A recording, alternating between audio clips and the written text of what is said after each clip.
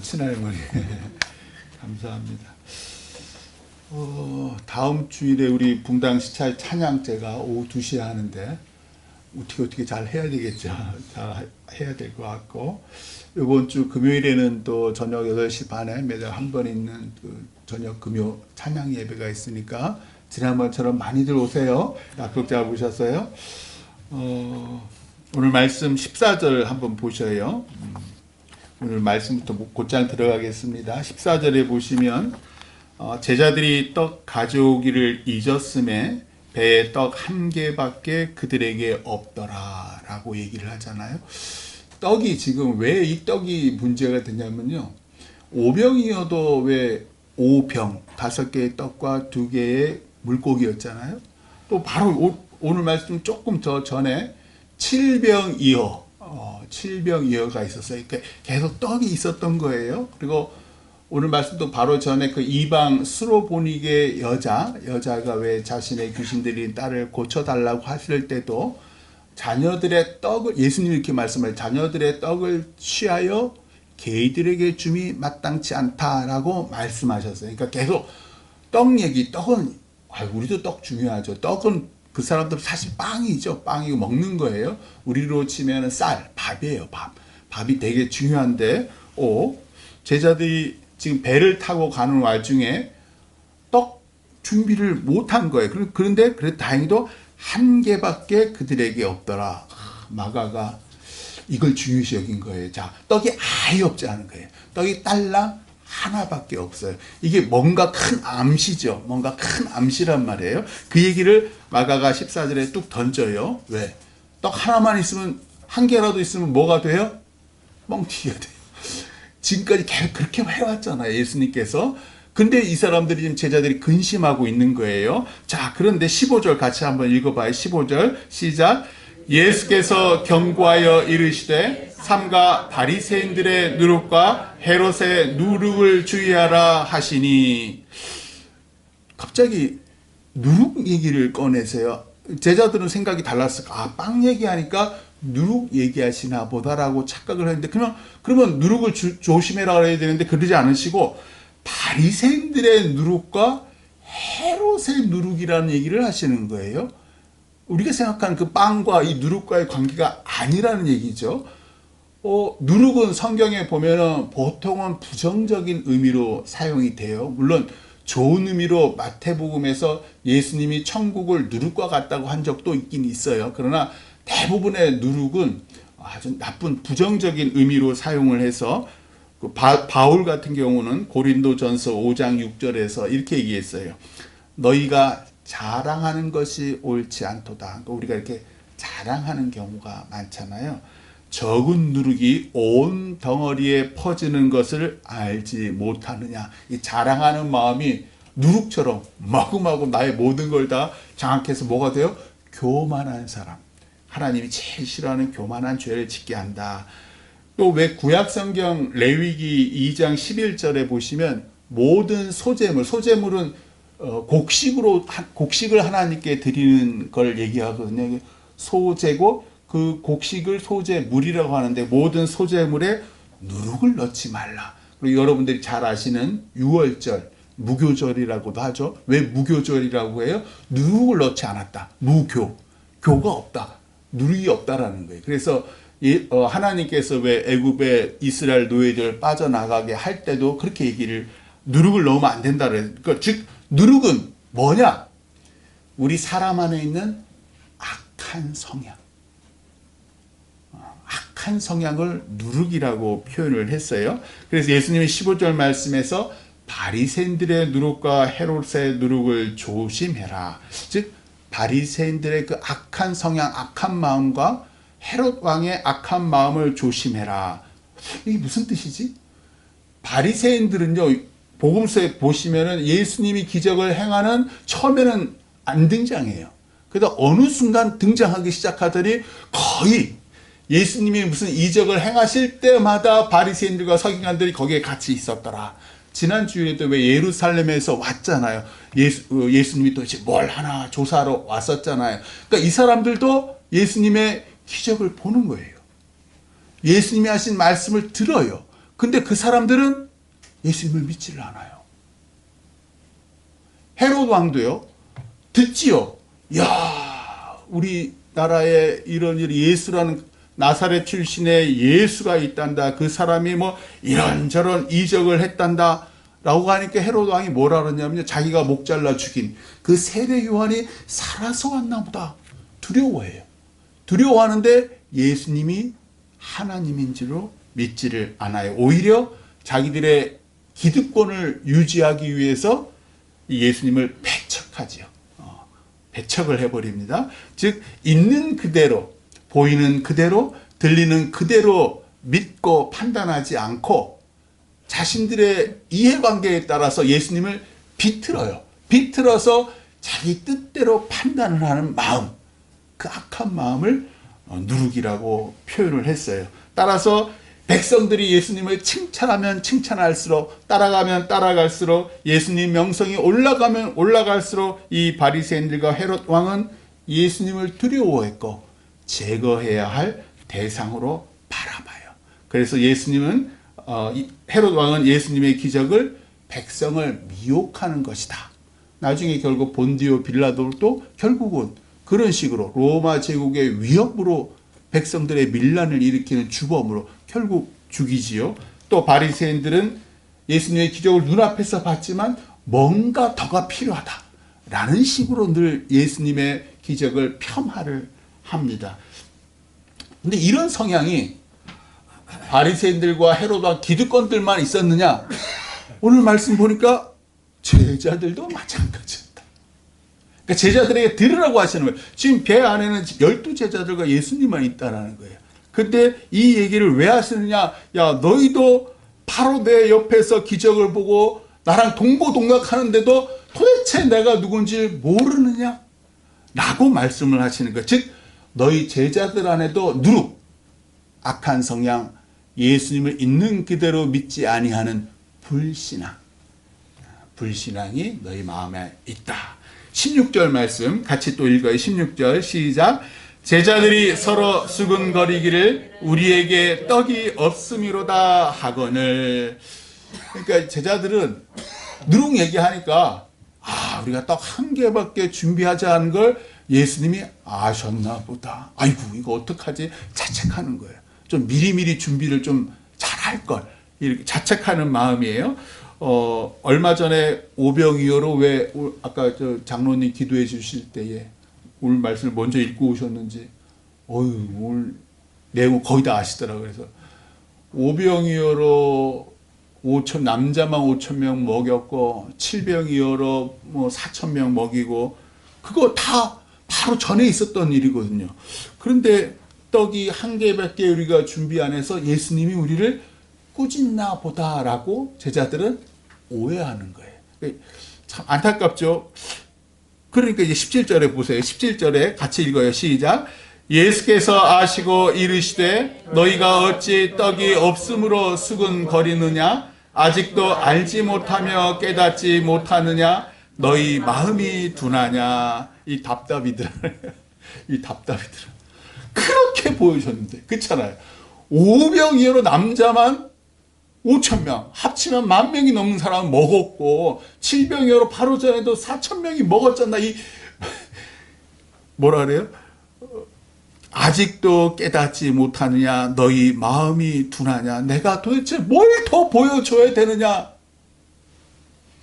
왜 내가 하나님의 아들이라는 걸 믿지 못하느냐? 그런 답답한 마음을 표현하시는 거예요. 18절 같이 읽어요. 시작. 너희가 눈이 있어도 보지 못하며 귀가 있어도 듣지 못하느냐? 또 기억하지 못하느냐? 요런 말씀, 귀 있는 자는 들으라 이런 얘기가 예전에 마가복음 4장에서도 왜 씨 뿌리는 자 비유 기억나시죠? 그때도 예수님께서 길가에 또 돌밭에 또 가시떨기 나무에 씨가 뿌려지고 또 좋은 땅에 씨가 뿌려지고 이 비유를 많은 사람들한테 했어요. 그러면서 뭐라냐? 들을 귀 있는 자는 들으라 라고 얘기했어요. 근데 제자들도 모르는 거예요. 그래서 집에 들어가실 때 제자들이 스승님, 선생님, 랍비님, 저 저희도 사실은 이 뜻을 잘 몰라요. 그러자 이제 자세히 풀어주시기 전에 뭐라 그러냐면 이 하나님 나라의 비밀을 너희에게는 주었으나 외인에게는, 이방인에게는 모든 것을 비유로 하느니라 라고 말씀을 하세요. 그러면서 자세하게 이 뜻이 무슨 뜻인지 알려주셔요. 마찬가지로 오늘 말씀 누르기에 대해서도 제자들이 모르는 거예요. 무슨 뜻인지. 이방 외인들과 바리새인들과 헤롯 왕처럼 똑같이 모르는 거예요. 그런데 끝에서 하시는 말씀이 뭐라 그러냐면 기억하지 못하느냐. 기억해라. 여기 힌트가 있는 거예요. 기억해라. 뭘 기억하라는 말씀이죠. 그게 19절에서 21절. 참 좋으신 예수님은 다른 사람은 못 알아들어도 또 내 제자들도 못 알아듣지만 그래도 내 제자들은 알아듣게끔 얘기하시는 거예요. 19절에서 21절 같이 읽어봐요. 시작. 내가 떡 5개를 5,000명에게 떼어줄 때에 조각 몇 바구니를 거두었느냐? 이르되 12이니이다. 또 7개를 4,000명에게 떼어줄 때에 조각 몇 강지를 거두었더냐? 이르되 7이니이다. 이르시되 아직도 깨닫지 못하느냐 하시니라. 아멘. 이제 우리는 깨달아요. 제자들도 깨달았을 거예요. 아하. 그 적은 것으로도 풍성히 사람들 다 그 많은 사람들 다 먹이시고 12광지리도 남기셨고 또 7병 이후로도 4,000명을 먹이시고 난 다음에 7광지를 남기셨네? 그러면 제자들이 딱 머리가 돌아가겠죠. 아하, 우리 적은 배 안에 있는 12명과 예수님 13명. 떡 하나라도 충분하시겠구나. 아직도 깨닫지 못하냐? 아니옵니다. 이제는 깨달았습니다. 이게 이제 예수님이 원하시는 답이에요. 예수님의 주된 사역은 아시다시피 저 갈릴리 호수 위쪽 북쪽 마을 그쪽이었기 때문에 배에서 보면 배를 타고 이곳저곳으로 많이 이동을 하시는데 배에서 제자들과 예수님이 말씀을 나눈 장면은 한 마가복음에서는 3군데가 나와요. 첫 번째는 이게 마가복음 4장 끝에 예수님과 제자들이 배에 올라서 저편으로 건너가실 때 예수님은 배 끝 고물에서 누워서 주무셔요. 그런데 큰 광풍이 불어오잖아요. 배에 물이 막 넘치는 거예요. 들이치는데도 예수님이 쿨쿨 주무시니까 제자들이 무서워서 막 예수님을 깨워요. 그러니까 예수님이 일어나셔서 저 바람과 파도를 보시고 잠잠하라 고요하라 기억나시죠? 그러자 바람과 바다가 잠잠해집니다. 그때 제자들이 어떻게 반응하냐면 그들이 심히 두려워하여 서로 말하되 그가 누구이기에 예수님이죠. 그가 누구이기에 바람과 바다도 순종하는가? 이분이 누구지? 벌써 이때부터 이 제자들은 하나님인가? 라는 생각을 했다는 거예요. 그리고 두 번째가 6장 끝부분, 마가복음 6장 끝부분에 나와요. 홀로 왜 그 오병이어 그 기적을 다 행하시고 난 다음에 제자들에게 배 타고 저 건너편으로 가라 그러시고 많은 사람들이 자기를 따라오니까 홀로 기도하러 하나님께 기도하러 산에 올라가셨던 거 기억나시죠? 근데 제자들이 배를 막 쪄서 앞으로 가려고 하는데 바람이 거스르는 거예요. 반대 방향으로 아무리 노를 저어도 못 가는 거예요. 기도하시고 내려와서 제자들을 딱 보시니까 저쪽에 열심히 헛힘만 쓰고 있네요. 그러니까 이 갈릴리 호수 물 위를 막 걸어오시잖아요. 그러니까 제자들이 유령인가 하고 막 놀랐던 거 기억이 나시죠? 그러자 배에 오르시면서 안심하라 내니 두려워하지 말라. 이때도 제자들이 심히 놀랐다. 2번이나 깜짝깜짝 놀라요.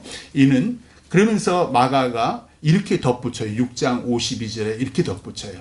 이는 그들이 그 떡 떼시던 일을 깨닫지 못하고 바로 그날 낮에 그러니까 저녁 어스름할 때 있었던 그 오병이어의 기적을 깨닫지 못하고 도리어 그 마음이 둔하여졌음이로라. 이토록 많은 일을 했는데 뭐예요? 깜짝깜짝 놀라기만 하고 걸어오시는 거, 바람과 파도를 잠잠케 하시는 거, 또 오늘 말씀도 마찬가지잖아요. 떡 하나면 충분한, 오늘 말씀 바로 전에도 7병이어의 기적이 있었어요. 떡 하나면 충분한 거예요. 예수님께 오히려 저희 떡 하나밖에 준비하지 않았지만 예수님 좀 저희들 먹여 주옵소서. 그런 말을 듣기를 원하셨다.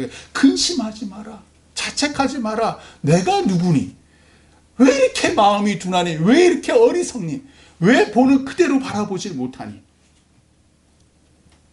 그래서 이제 21절 이렇게 나오고 아직도 깨닫지 못하느냐. 아직도 깨닫지 못하느냐. 그 말씀을 하시는 거예요. 교회에서 요즘 매일 읽는 그 민수기 말씀에서도 참 읽으면서도 참 퍼뜩퍼뜩 놀라요.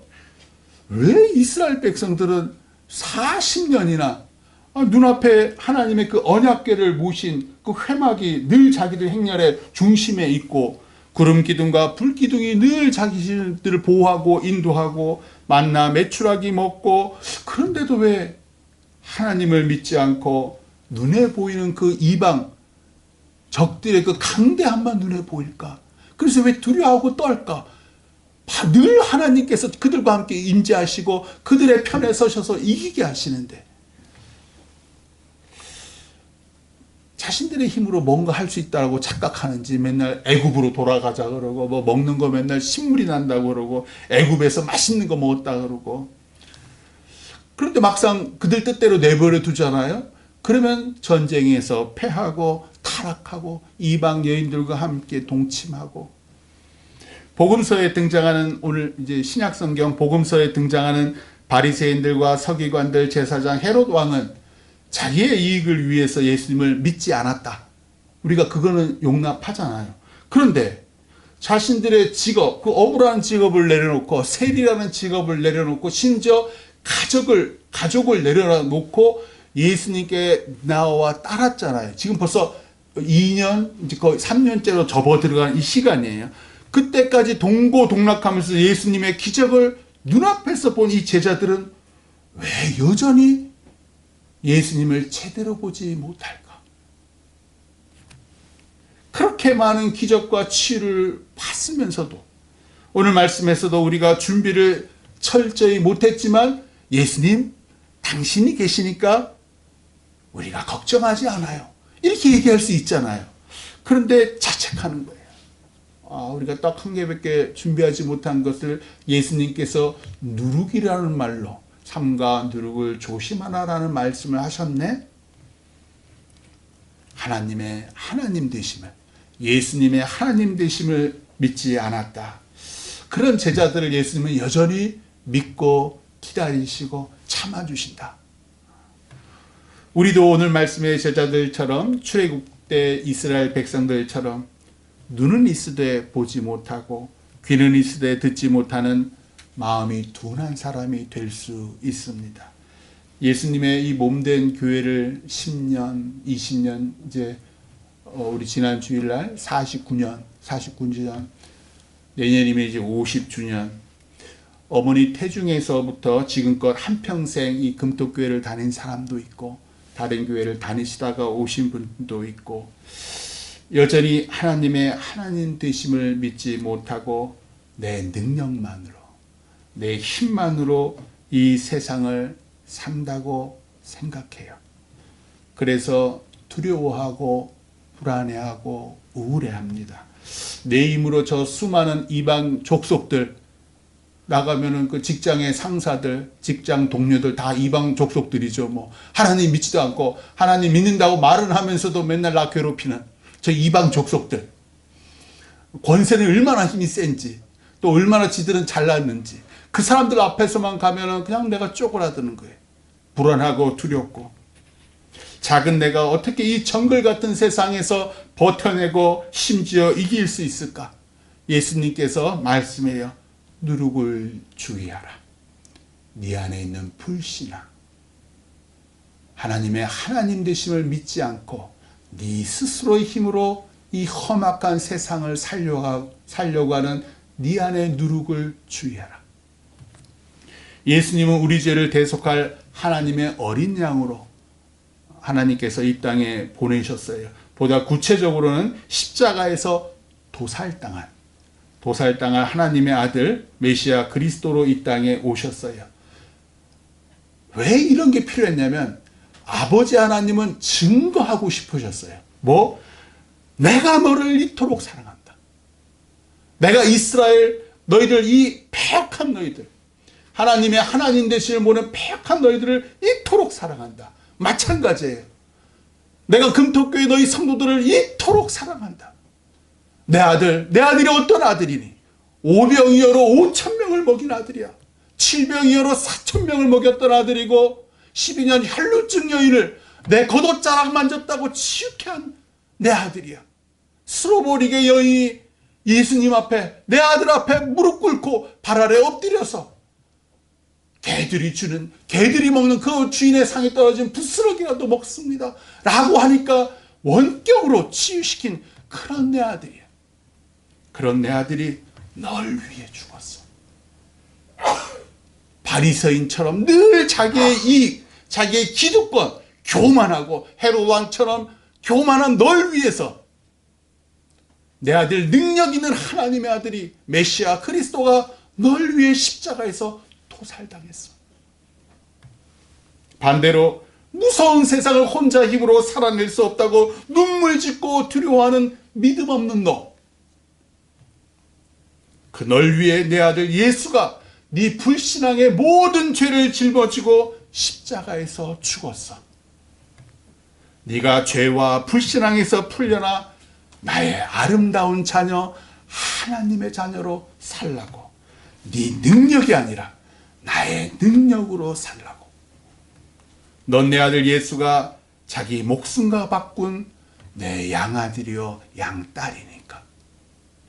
네 안에 내 아들 예수의 생명이 있으니까. 예수님께서 공생의 3년 동안 많은 치유와 능력을 보이신 이유는요, 당신이 하나님의 아들이시요 우리로 믿게 하시기 위한 거예요. 당신이 우리를 구원한 구세주 메시아 그리스도, 살아있는 하나님의 아들이시라는 걸 보여주기 위해서. 나를 믿으라.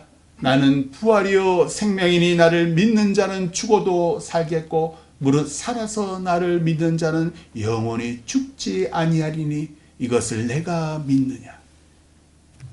애굽에 있던 이스라엘 노예들은 모세를 통해 펼치는 여호와 하나님의 10가지 기적에 감탄해요.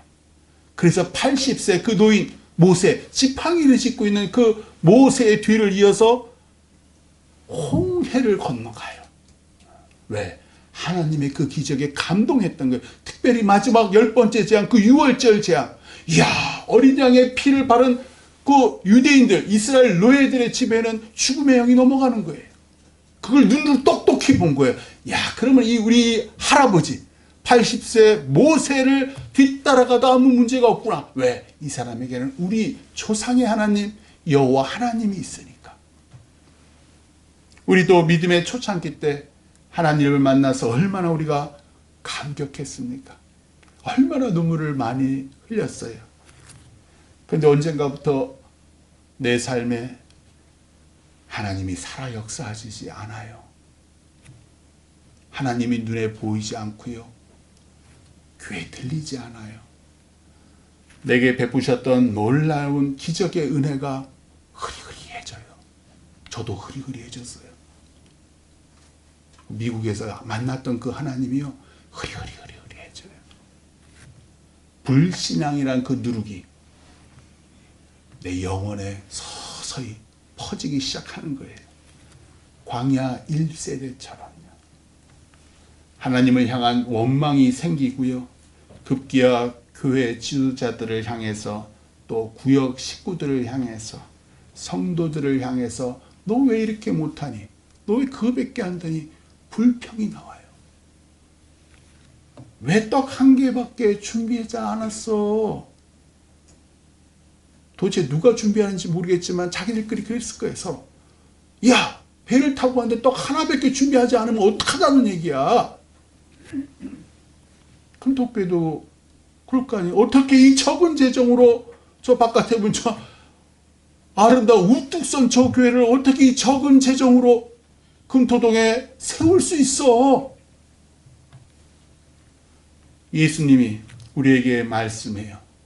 아직도 알지 못하며 깨닫지 못하느냐? 너희 마음이 둔하냐? 너희가 보지 못하며 듣지 못하느냐? 또 기억하지 못하느냐? 내가 떡 5개로 5,000명을 먹였고 12광주리를 남겼고 내가 떡 7개를 4,000명을 먹이고도 7개의 광주리를 남겼느니라. 기억하라. 지붕을 뚫고 온 중풍병자 치유한 걸 기억하라. 네 암덩어리를 하나님이 치유한 걸 기억하라. 12년 혈류증 여인이 치유된 걸 기억하라. 네가 눈물로 기도한 대로 이루어졌던 젊은 시절을 기억하라. 이방 수로보니게 여인의 귀신들을 딸을 치유하신 것처럼 네 아들과 딸, 너의 기도로 네 아들과 네 딸과 네 남편과 네 아내를 치유하신 걸 기억하라. 에바다 외치자. 귀먹고 말 더듬은 사람을 치유하신 걸 기억하라. 무엇보다 예수가 네 옆에 항상 있다는 걸 기억하라. 어떤 목사님이 결혼식 피로연에 참가를 하셔가지고 들러리로 온 신랑 동생이 이런 말을 하객들에게 하는 걸 다 적어왔어요. 이렇게 신랑 동생이 이렇게 말을 해요. 여기 계신 모든 분께 솔직히 말하는데 저는 원래 형을 좋아하지 않았습니다. 저희는 평생 물과 기름처럼 어울리지 못하고 하루가 멀다 하고 싸웠죠. 지금도 저희는 여러모로 정말 다릅니다. 하지만 형수님을 만난 날부터 형이 좋아지기 시작했습니다. 형이 형수님과 함께 할수록 점점 형과 함께하고 싶어졌습니다. 형이 형수님과 함께 할수록 형에게서 좋은 모습이 나타나기 시작했습니다.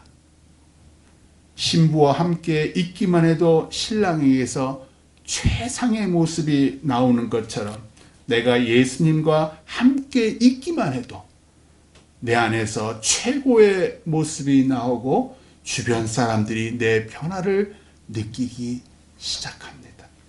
따라서 예수님과 함께 있으세요. 내 능력으로 내 성격으로는요 하루가 멀다 하고 남편이랑 아내랑 자녀들이랑 싸웁니다. 예수님이 나와 함께 계실 때 내 안에서 최고의 모습이 나옵니다. 내 안에 예수님이 나오시니까. 어떻게 하면 예수님과 함께 있을 수 있을까? 복음서를 읽어보니까요, 예수님께 치유받은 사람, 영혼 구원을 받은 사람, 예수님이 사랑하는 사람들의 공통점이 있더라는 거예요. 믿음으로 예수님께 가까이 나아왔다. 거동을 못하는 중풍병자를 그냥 내비로 두면 죽어요.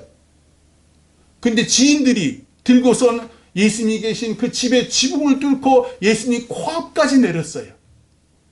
예수님이 그 병도 치유해 주시고 영혼도 구원하시더라. 12년 혈루증에 신음하던 여인, 먼 발치에서 예수님을 구경했으면 절대로 치유받지 못해요. 남정네들 혈루증 불결한 여인이에요.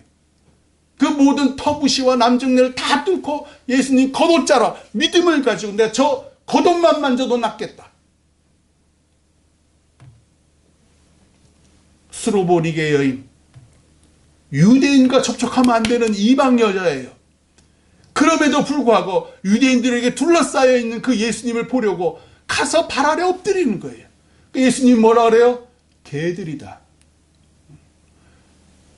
주인의 떡을, 자녀들에게 줄 떡을 취하여 개들에게 줌이 마땅하지 아니하니라. 제가 개입니다. 개도 주인의 상에서 떨어지는 부스러기를 먹습니다. 이 말을 하였으니, 이 믿음을 보였으니, 네가 나에게 가까이 왔으니 내가 네 딸을 치유해 주겠다. 5병이요 7병이요 보세요. 다 예수님 따라간 사람들이에요. 저 멀리 유대에 있는 사람들은 몰라요. 갈릴리에서 예수님 얼굴 한 번 더 보려고, 예수님 말씀 한 번 더 보려고, 예수님 어떻게 하는지 그 가까이 가서 치유받으려고, 그 사람들이 다 예수님이 어떤 분인지를 다 보고 경험하더라. 믿음으로 그분의 말씀을 가까이 하시기를 소망합니다. 내 안에서 최고의 모습이 나와요. 성경 읽으세요. 이번 한 주간만이라도 우리 주보 다 버리시지 마시고 주보 들고 가세요. 월요일 날 뭘 읽어야 되는지 이번 한 주간만 한번 딱 한번 해보세요. 그 주신 말씀 읽고요. 딱 한 번만 눈 감고 기도하세요. 그게 예수님께 가까이 가는 거예요. 내가 오늘 들은 그 말씀대로 믿음을 가지고 예수님께 더 가까이 가리라. 말씀을 읽으리라. 딱 한 번 기도하리라. 나에게 무슨 일이 벌어지는지 다음 주에 오셔서 간증하시기를 주님의 이름으로 축원합니다. 기도하겠습니다.